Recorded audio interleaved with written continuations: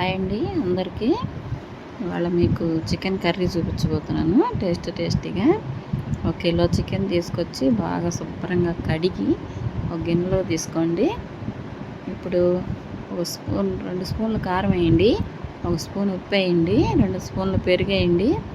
ఇది బాగా కలిగి తిప్పి నానబెట్టి పక్కన పెట్టుకోండి.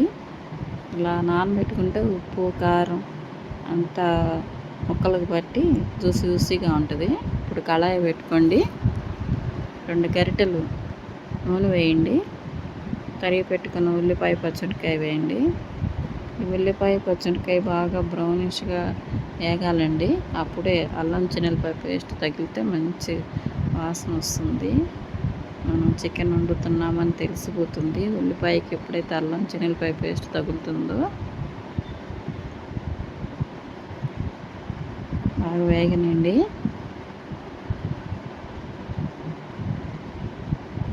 బాగా కళాయి పెట్టి వేగిన తర్వాత స్పూన్ అల్లం చిన్నులపాయ పేస్ట్ వేయండి.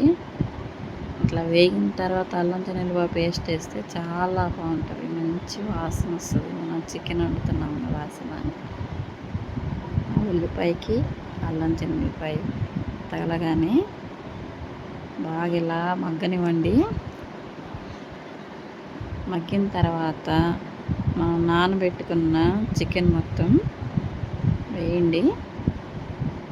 వేసి బాగా కలదిప్పండి.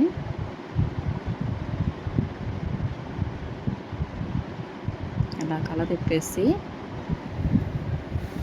ఇలా చేసి చూడండి ఒకసారి. చాలా టేస్టీగా ఉంటుంది. బాగా కలయి పెట్టేసి మూత పెట్టేసి ఇప్పుడు మసాలా కోసం 2 స్పూన్ల ధనియాలు, కొబ్బరి వేయండి.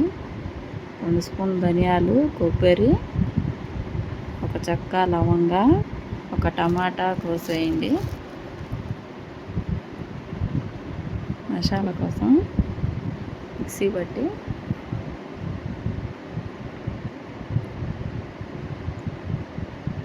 ఈ పేస్ట్ కర్రీలో వేయండి.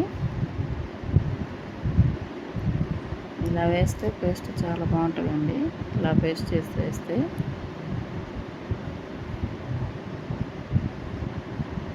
బాగా కలిపేసి